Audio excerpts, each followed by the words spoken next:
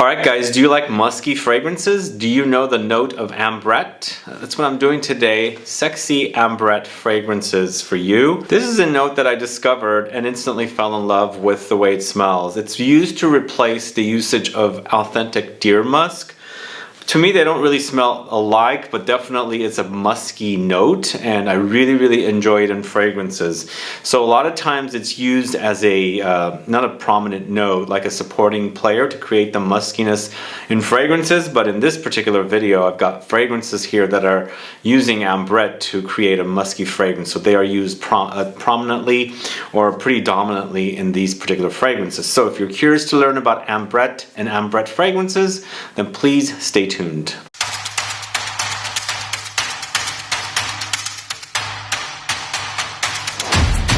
Thanks so much for tuning in. This is Sebastian. Yeah, today we're talking about ambrette in fragrances, an all-natural ingredient, not from an animal, it's a plant. And apparently it's very expensive to use this because the process it takes to create the oils or whatever they turn the actual seeds into the ingredient for the perfumes. They look like little kidney beans. They're tiny, and I believe it comes from a flower. They're seeds of a flower. So apparently they're very expensive, but I do enjoy the smell. Very interesting smell. A bit medicinal. Sometimes it could be amplified with the medicinal touches. There's a few here that do smell medicinal. Also powdery and some vegetal as well. And then of course they do tend to go a little fruity and boozy in fragrances as well, but mostly very powdery and musky. And the fragrances here are very sexy musky fragrances utilizing the note of ambrette pretty dominantly, but I'm starting off with the first fragrance at number 15 with the least ambrette forward fragrance, I should say. It's going to the house of HOUBIGANT. This is a fragrance called QUELQUES JARDIN Secret. So this is a modern update to the original QUELQUES Jardin, not Jardin Secret. This is Jardin Secret. And to me, this also kind of reminds me a little bit of the now discontinued Byredo Green, if you guys remember that fragrance. This kind of reminds me of it. Not necessarily an identical or a dupe of it, but it does. But for me, this is very green and floral, and a bit earthy, and then of course musky as well, with the ambrette note pretty decently in here. So it's Neroli with Orris, ambrette, Magnolia, Narcissus, orange blossom, bergamot, white musk, and musk. So there's definitely lots of floral notes here. You've got the white flowers, you've got yellow flowers, of course. It does have a citrusy touch, and of course very powdery as well from the Orris note, but definitely it's musky with the ambrette. So QUELQUES Jardin Secret is the first fragrance we're starting off with. Then we're moving on to the house of KILIAN. This is Rolling in Love, this one right here. So Rolling in Love to me is a Tonka bean ambrette bomb with almonds, if that makes sense. So there's definitely powdery touches here. It features iris, almonds, tuberose, vanilla, honeysuckle, tonka, ambrette, musk. I think I should say it's more of an almond bomb rather than a tonka. Tonka is more of a supporting player. It's more of the almonds with the iris and of course the tuberose as well. But there's definitely a muskiness in here with the ambrette. Throws in a bit of light fruity medicinal muskiness in the mix. It's gourmand, but it's quite sexy, I think. It's Rolling in Love from the house of KILIAN. That is at number 14. Then moving on to the house of Tom Ford, another Estee Lauder brand, sadly or whatever. But this is METALLIQUE from the house of Tom Ford. So Tom Ford's METALLIQUE is very musky to me and also very powdery. It's a very interesting combination. It doesn't really come up frequently, but when I pull it out and I smell it, I always say that this is a very original smell. They don't make fragrances like this. It's just totally different. I don't know if it's even selling. I think it still sells. But it's kind of vanillic, aldehydic, musky, powdery, a bit almondy, and then of course there's ambery touches as well. So as I said, it's very unique. It's got a metallic touch, very musky, and just a very interesting and very original kind of a smell to me. It might smell a little bit like another fragrance in this mix, and I'll let you know what it is, but METALLIQUE is a great musky fragrance, powdery and also aldehydic. So check it out if you don't know it. METALLIQUE from the house of Tom Ford for a very original smell utilizing ambrette. So ambrette is also known as Musk Mallow, but I really love the word ambrette. Musk Mallow sounds a bit weird, so I never use that name to describe this note. but it's also referred to as Musk Mallow in addition to Ambrette. But here we go at number 12 with fragrance from the house of NASOMATTO. It's BARAONDA, and BARAONDA is definitely musky with Ambrette. It's whiskey, woods, Ambrette seeds, rose, Ambroxan, and musk. So this has a fruitiness in there, right? So I feel like the fruitiness is coming from the Ambrette. Of course, I've mentioned that Ambrette can go a bit boozy as well. Even though this has whiskey in the nose, it's a boozy fragrance. I feel like the Ambrette seeds kind of amplifies the booziness. So fruity, boozy, and also the rose is really, really prominent lately for me in this particular fragrance. Sometimes when I wear this one, the rose is not as prominent as other times. Recently, the rose has just been amplified, which makes for a very sexy mix, I think. In addition to these notes, there's also Ambroxan and musk. So it's a very musky, very, very sexy combination of notes that's boozy, rosy, and of course powdery as well because of the Ambrette note. This is a great fragrance. I always forget about it, and a lot of people mention this reminds them of QUELQUES from the house of man, I'm drawing a blank with the name of that house.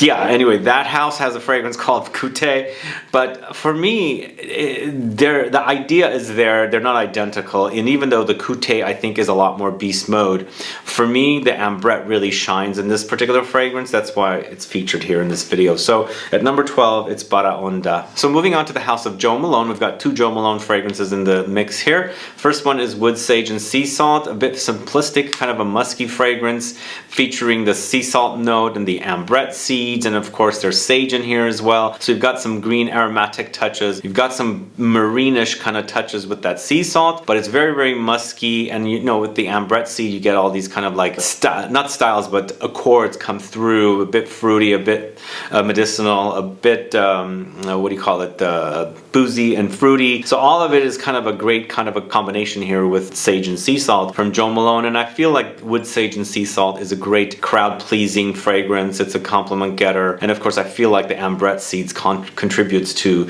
creating this for this particular fragrance. So Wood Sage and Sea Salt is at number 11. Moving on to the house of ROJA Parfums. This is, I should wipe this down a little, it's Musk Oud from ROJA Parfums. Musk Oud is definitely going into the animalic direction and not getting quite there. I do have one bonus fragrance I will let you know about that's quite animalic, but with this one it's utilizing musk in the notes, but most likely they're using synthetic notes to create a muskiness here. But of course it also has the oud here, there's leather, there's Ambrette for sure, there's birch, there's rose, wood, and tonka bean. So it does create some smokiness here. I spoke about birch recently. There's definitely kind of a smoky toastiness in here, but it's very, very musky. And to me, I feel like even though they're not using authentic deer musk here, they have recreated it almost like a really authentic and original kind of smell to kind of like replicate the smell of the real deer musk here. I think it's a great scent. Oudi, definitely ROJA Parfum style musk oud from the house of ROJA at number 10. All right, moving on to number 9. It's from the house of Jo Malone. This is Scarlet Poppy. So Scarlet Poppy is a recent discovery at Neiman Marcus, and I had to have it. Although I feel like it's on its way out. It's not on the Jo Malone website, so be warned about that. I'm featuring it here because I feel like it's still selling. But for me, it's a great fragrance featuring Ambrette, and in addition to the Ambrette seeds, we've got definitely Orris. And for me, I feel like Ambrette has some Orris or Iris-like qualities, and they do complement wonderfully together. But in addition to the Ambrette and Orris here, we've got Tonka beans, we've got Heliotrope, fig, barley, poppy, and it's a beautiful combination of notes. It has a bit of a makeup-y vibe. It definitely is very, very powdery, not only from the Iris and the Ambrette, but we've got Heliotrope in here, which kind of throws in a bit of an almondy touch, but a beautiful combination. The figs throws in a little bit of a fruitiness, but beautiful. I really enjoy wearing the muskiness of this one, really kind of calming and soothing because it has these almondy touches, so it kind of borders a bit of like gourmand, but not quite goes there. But a gorgeous fragrance. It's Scarlet Poppy from the house of Jo Malone. Check that out if you don't know it. Moving on to the house of Mugler, and I'm uncertain about the status of this particular fragrance. I know it's selling in the EU and the UK, but I don't see it on the Mugler website here. It's Over the Musk, one of my favorite fragrances from the Less Exceptions collection from Mugler. It's definitely a musky fragrance with a bit of a peppery Mugler DNA here, and really a wonderful combination. It's more of a skin scent to me. Some people say it's really loud on them. For me, it's a very subdued experience, but I like that about this particular fragrance because it's a musk, and musk fragrances generally are very, very close to the skin. Generally, not all the time. But it's the musk, ambrette, cashmere wood, and pepper in here. That's basically what it's all about. But under there, you have that kind of Mugler DNA to kind of remind you that you're kind of wearing a Mugler fragrance. But it's really, really sexy here. Over the musk from the house of Mugler, that's at number 8. Alright, here we go with the ambrette and iris combo once again. Going to the house of Diptyque, it's Fleur de Peau, this one right here. So Fleur de Peau is very powdery, right? We've got lots of iris in this one, but it's very, very musky with the musk in here and the aldehydes, and then also the ambrette note, and it's really, really prominent and really stands out. But under there, you have a bit of rose, more powderiness from carrot, so there's definitely a vegetal vibe in this one. Throw in some ambergris and angelica and more vegetal. So there's definitely kind of a vegetal powderiness running throughout it. Angelica creates this kind of vegetal powdery vibe. So they've got a very, very powdery fragrance here, but it's super, super sexy, very, very musky and a bit rosy. Fleur de Peau from the house of Diptyque, a wonderful fragrance, one of my favorites from that house. But moving on to the house of Le Labo, it's another 13. That's the first of 2 Le Labo fragrances. And another 13, man, it is super fantastic. It's not just about ambrette, and the ambrette creates the muskiness, but there's also lots of ISOE super here. There's also Ambroxan, so it's got that kind of very sexy feel and experience of leaving that really wonderful trail, musky trail with the whole Ambroxan ambergris thing that's happening in here. But it's got musk in addition to these notes, and also amyl salicylate and pear as a little fruitiness thrown in. But if you like the idea of Baccarat Rouge, before Baccarat Rouge was a big fragrance, go back to one of the original fragrances utilizing the Ambroxan fully. I smell this on people, and man, it's really, really sexy. I love the way it smells. And I smell it on me as well, and I love wearing it. So another 13 at number 6. The reason it's at number 6 is because it's not a very prominent, it's not focusing just on the ambrette seeds. We've got a lot of other musky notes as well. Moving on to the house of Lubin. This is Corrigan, and I should mention the Metallique is the one I was thinking that kind of reminds me a little bit of Corrigan.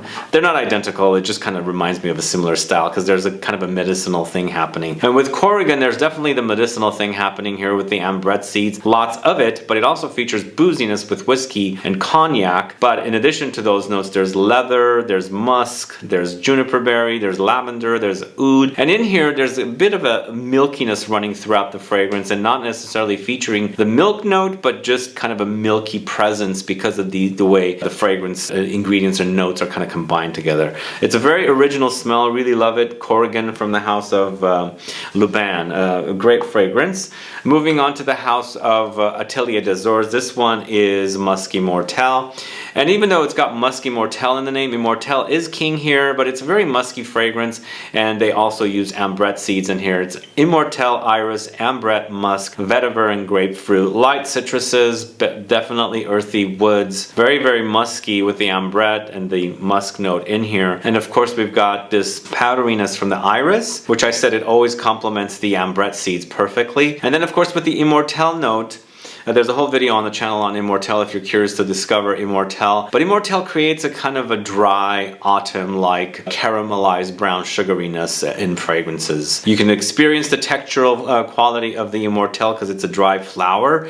But under there's these kind of like light sweetness from the Immortel note as well. So anyway, this is a great fragrance. If you haven't smelled it, check it out.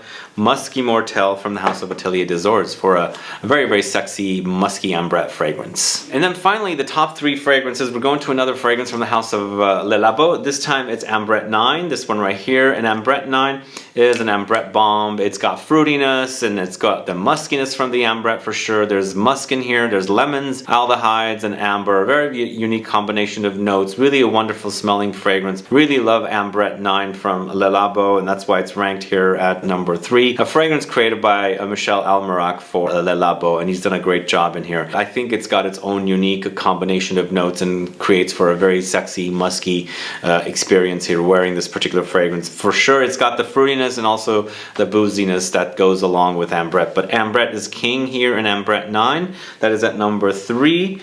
And then moving on to the house of Atelier Materi, this is Bois de Ambrette. I have one of the original bottles. It says Peau d'Ambrette. The name has been changed. The fragrance has been left alone. Bois d'Ambrette to me is ambrette as a star. I should say it's a bit powdery with the ambrette, but also it's got angelica here, so they're highlighting the vegetal qualities of this one, so it makes for a very powdery fragrance experience. There's definitely a creamy layer under there with sandalwood, but there's more musk here, there's ginger, there's mandarin orange, and it has a little bit of ambroxan. And ambroxan is there to kind of extend the life of fragrances, to make the fragrances linger on you for a longer period. And I enjoy ambroxan not only for this particular reason, but also as a smell and for fragrances to make a, leave that kind of very sexy trail. And here we've got a great combination of notes with the ambrette, with Bois d'Ambrette. Great fragrance from the house of Atelier Materi. If you don't know that one, do check it out. And then finally at number 1, this is deserving the number 1 spot. This is number 18 from the house of Chanel. I'm showcasing my recently purchased vintage bottle of eau de toilette bottle of number 18 from Chanel, and for me this is an ambrette bomb. It's ambrette, in your face, big, loud, medicinal, fruity, boozy, musky, and powdery. Really a great fragrance. If you're not used to ambrette, this might be a bit off-putting. I would highly recommend you get a sample before you actually buy a full bottle, because it's a bit different. I really love that whole medicinal quality. Just imagine opening up a cupboard of medicine, fruits in there and booziness in there, floral notes in there, woods in there. That's what you get with this one. It's a very underrated fragrance, but it smells fantastic. And the star here is ambrette. Ambrette seeds to the max. And if you don't like this kind of note, like I said, don't do a blind buy. But I really love the way this smells. Number 18 is number 1 ambrette fragrance. And I think it's very sexy. That one is very sexy with the way it smells because of its muskiness. Definitely is a really wonderful fragrance. And for a Chanel fragrance, it's pretty loud actually compared to some of the other fragrances I spoke about today. Anyway, those are my 15 ambrette fragrances, 15 sexy ambrette musks. Have you tried these fragrances? Do you enjoy this particular note? Do you like musky fragrances? Is there another ambrette fragrance I should check out that I did not mention today? Please do let me know. Put a comment down below so I can find out. Either way, guys, thanks so much for watching today's video. If you have any questions or comments, please list below. Please like this video. Please share it. Follow me on Instagram and Facebook, and I'll be back with more videos very soon. Have a good one. Goodbye.